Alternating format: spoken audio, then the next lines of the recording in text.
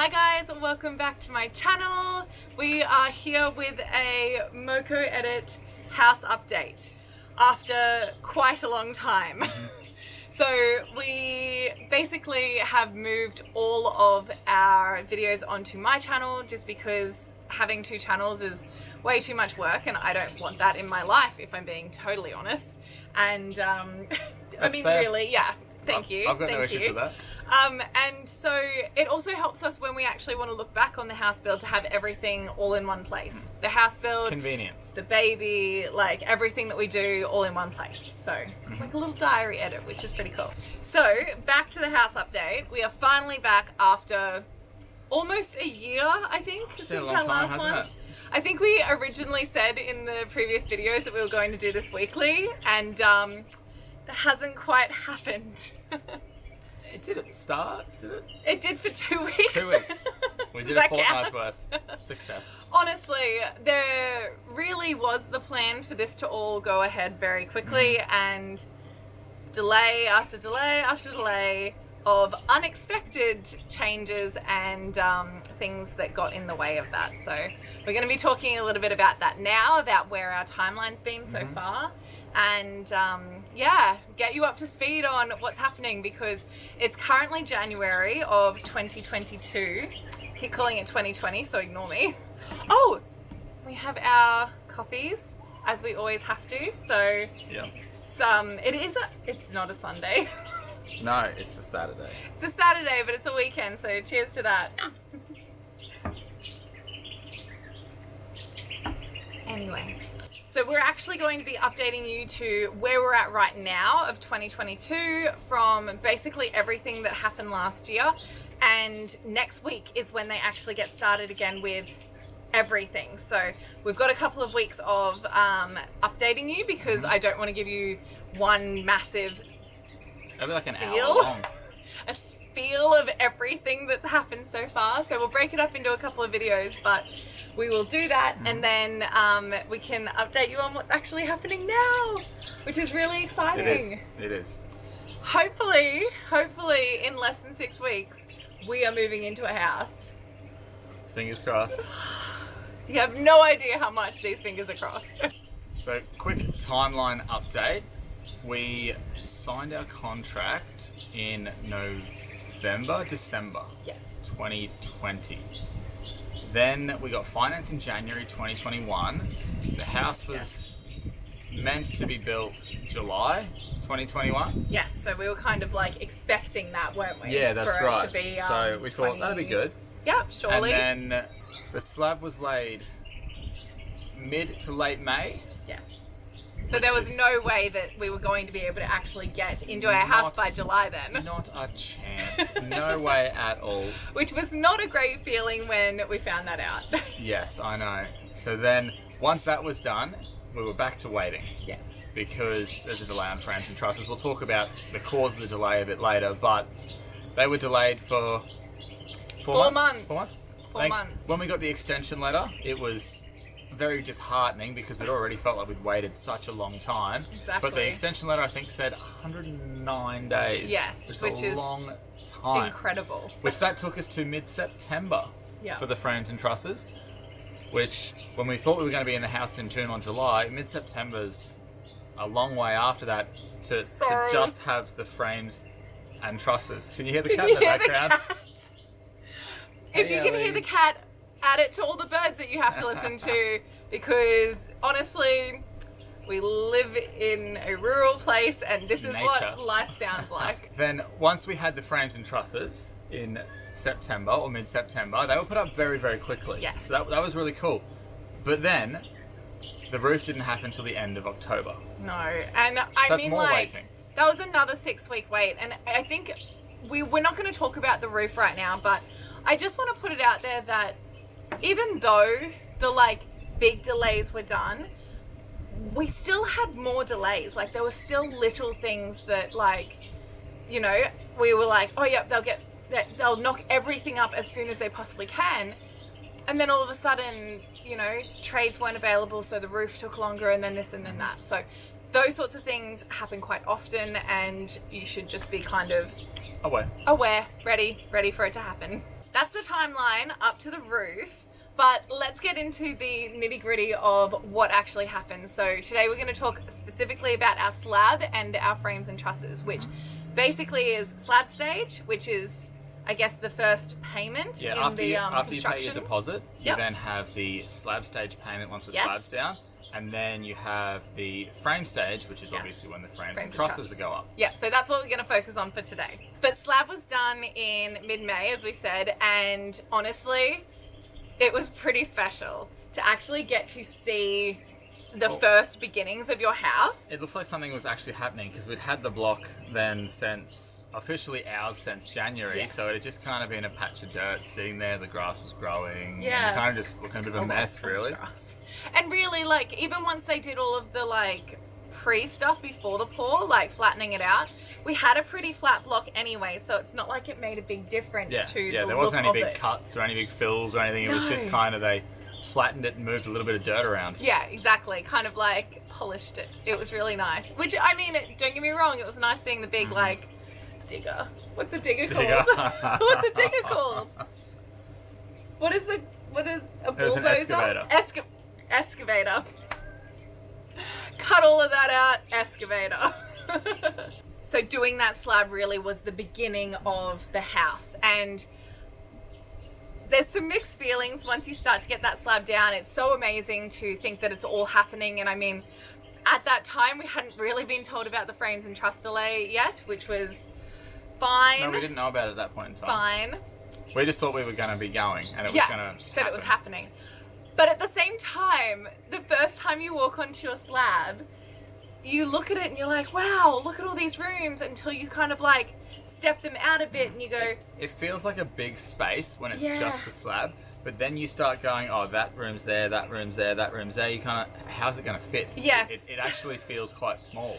And even like, I remember specifically going into the laundry and sort of stepping out where I thought the sink was going to be into the next room, which I think is the bathroom. Yeah. And I kind of looked at it and was like, oh, I think this was too small. Like, I can't imagine how you can actually fit a walkway and cabinetry and anything into this, what I thought was a tiny space. So yeah, the slab's just a lot of really kind of exciting, but also how's it all going to fit, and maybe we should have built a bigger house. So because Marty's an engineer, he was very interested in the slab and how it was going to be done, and he had some very big opinions on how he wanted it to be done and not done. So the slab is arguably the most important part of the house. Yeah, the it's your foundation. Because you can knock a wall down and rebuild a wall, you can put a new roof on, you can't redo the slab and the foundations under the house. Not unless you knock down the whole house, and you know what? You may as well start. That's starting from scratch. Not building again. So, the builder we selected, they use a system called QPLX, if I'm saying that right. And basically, QPLX, yes, okay. So it's a system I hadn't seen before. I'd seen the waffle pod slabs, which is where they use all the foam blocks. Basically, it's a cost-saving measure. I'm not going to say much about it, but I think it's a really bad idea, and I would never have one. Yes. And if your builder is using the waffle pods, I would consider getting an independent engineer to have a look at it, because the structural engineers that I know are not fans of it for very good reason. It can be done properly, but you need to make sure it's done properly. Definitely. So back to the QPLX. It's similar but quite different. So instead of using foam, they use plastic domes. Yeah, so like these little pods. They call them engineered plastic domes, I think. But what they do is similar to the foam, where they reduce the amount of concrete you need, but they provide a bit more flexibility for your slab as well. And they do set up a bit of a barrier for water and things like that as well. So I was very unsure, so I did a heap of reading, and they've used them in Europe for a very long time. They've been in Australia for quite a while as well. So I decided that for the house we're building, they're okay. Yes. I'm not sure if I'd use them on a 2-story house, but for our house, they were going to be okay. The other really cool part about the slab stage is that this is when your home builder grant gets paid. And to be honest, having that payment come into our account was magical. It was really good, because it was a condition of our loan. Yes. So to have that actually in our account, it was the final condition, apart from the house being built. Yes. that had to be checked off. So that meant we were good to go. Some of the home builder payment was for the house itself, so the bank required us to give them that. Yes. And then some of it was just for variations and things that we wanted to do. Yes, which there are a lot of, which is great, but also expensive. They add up really quickly. Home builder is kind of amazing to be able to actually have as well. So having all of the grants that we've been able to use in this build have just been honestly amazing, and I think that it made building worthwhile for us as opposed to just buying an already established house. Yes, we've waited a very long time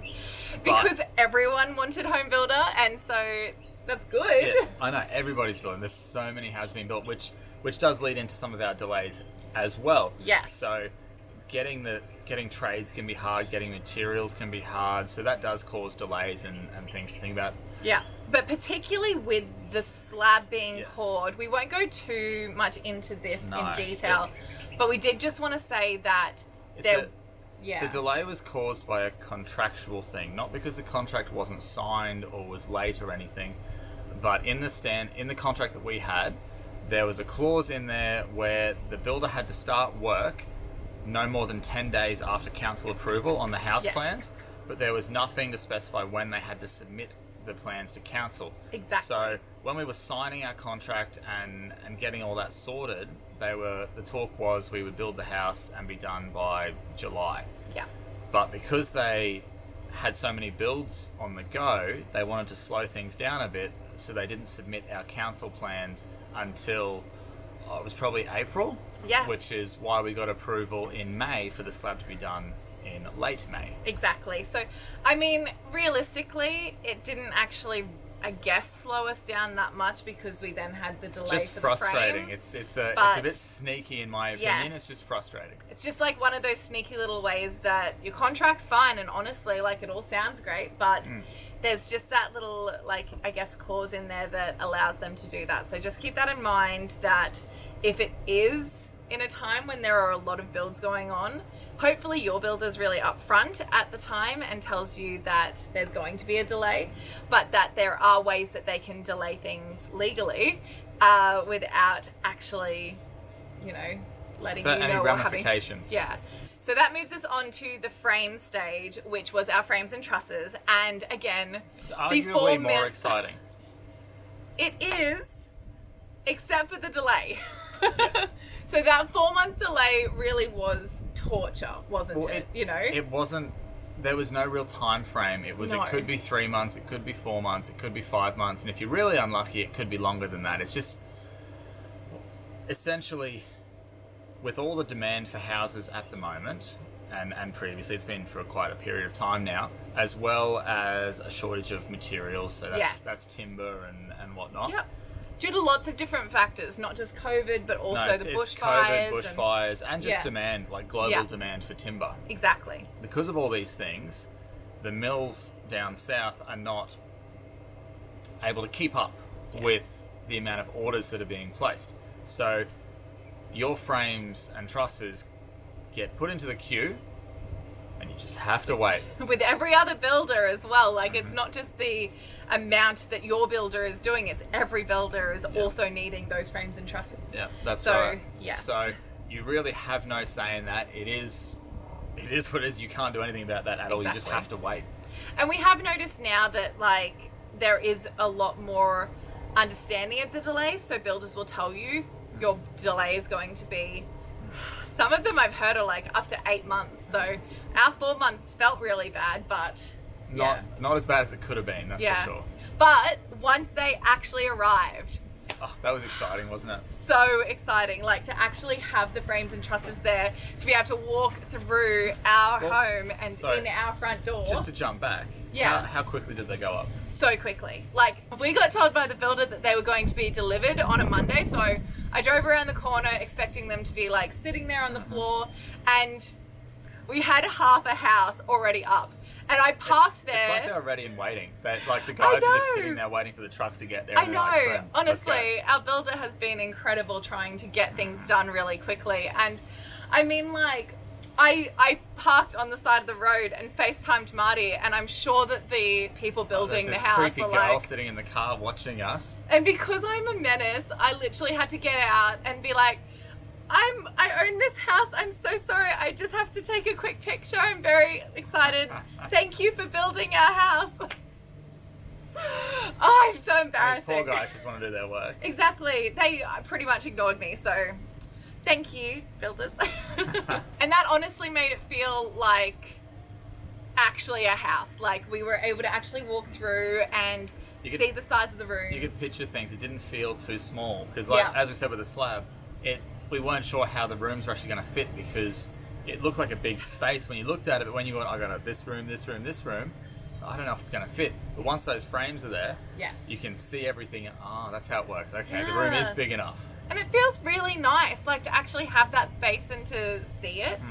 However, on the same way, I do have to say that you also then notice anything that you kind of... floor plan choices? Yes. Thinking about a few things to consider when you're doing your floor plan. Like, if you're at the frame stage like we are, probably a bit too late. Once your frames are ordered, there's nothing you can do. But if you're looking at your plans now, maybe take this into consideration, like I maybe should have. But basically, when we were doing our plan, we altered it so that our open living space had more room, which kind of took a bit of space off our like activity room, which honestly I think is still the right decision. It's only about 0.5 meter, but it really opens up that space and gets rid of some like odd angles that we didn't like and that sort of thing, didn't it? By moving the wall, it made the space flow better. Yeah, exactly. However, walking into that activity room for the first time, I realized that I may have made a mistake. It was meant to be like a big library and a movie theater room, kind of. Maybe that's a bit of an exaggeration of what it was. A big movie theater room? Yeah. Like just a movie room? Yeah, like, but it was going to be really dark and because it's in between a heap of other rooms. And that's kind of the problem. As I was looking at it, I was looking at the fact that every single wall has at least one door on it. And on some of them, there's like 3. Yes. And so that doesn't actually leave a lot of wall space to put any seating areas. And once you kind of mush that in a little bit closer than before, like it's still a good 3 or more meters wide.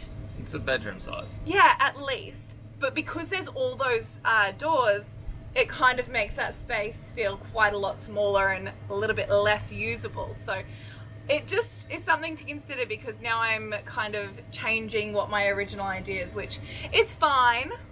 It's fine. I mean, you want to have your plan A and then your B and C and D and be, you know, like quite flexible with it. But I kind of think that I would like to have thought about that at the start. So something to consider. Another thing that I feel like once you get your frames and trusses up that you really start to look at is your airflow and your light, you know, your natural light. Yeah. So you can actually see, we actually added a couple of different windows, especially in our open living area, and it just makes such a big difference. And that's something that we decided was really important to us. So actually going over and having a look at it and seeing that light coming through in the afternoons and it being so beautiful is really lovely. Yeah, because with the block, when we picked it, we went out and had a look at what it was like during the day and then what the breeze was like at different times of day as well.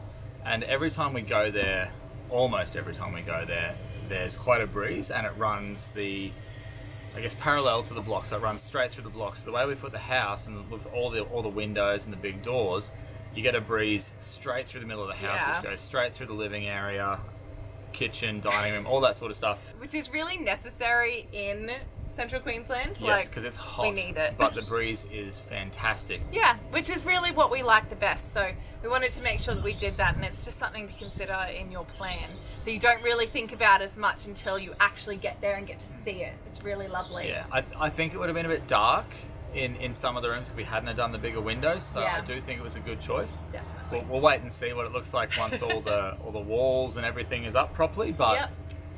it looks good so far. Exactly. And another thing that we did in our floor plan that we can actually see now was extending our back patio. Yes. So basically it went from a small like 3x3 or 3x4 or whatever they are. At least double Whatever the size. standard is. We then doubled it out to the side. So it just looks so big and so much nicer. So it's those sorts of things that once you actually have, you know, like the frames and trusses up, you go, oh wow, this space That's a actually good idea. is really, really nice. So that is your first update to get you a little bit more up to date with where we are at the house. Our next video will be about the enclosed stage, which there are so many moving parts to, and I just love because that's like so exciting It's actually even more seeing exciting. it get to lock I think up. it gets more exciting as you go. Probably, like, I don't know. I've been pretty excited the entire Yeah. time. But we'll do that video and update you on that. So then you're pretty much up to date as of when they get started coming back and doing all of the Fixings. fixings and indoor stuff, which is, oh, so cool. If you do want to see more information about what we're up to, you can check out my Instagram at @KatherineO'Driscoll_. And I post on my stories about what we're doing and when we go out and have a look at the house, but also a couple of posts, which have been really cool. And we'll also be sharing most of it on our YouTube. If you are building at the moment or in the process of building, we would love to hear from you down in the comments below or in a DM on Instagram. I'm so interested watching like renos and builds at the moment. Seeing how other people's experiences are as they go through the process as well. Especially at the moment when there are so many houses being built, and sometimes you feel like it's all the drama is happening to you, but it's actually happening to everyone else as well. So it'd be really great to hear other people's stories. Thanks so much for watching our update, and we will see you in the next update. Bye. Bye.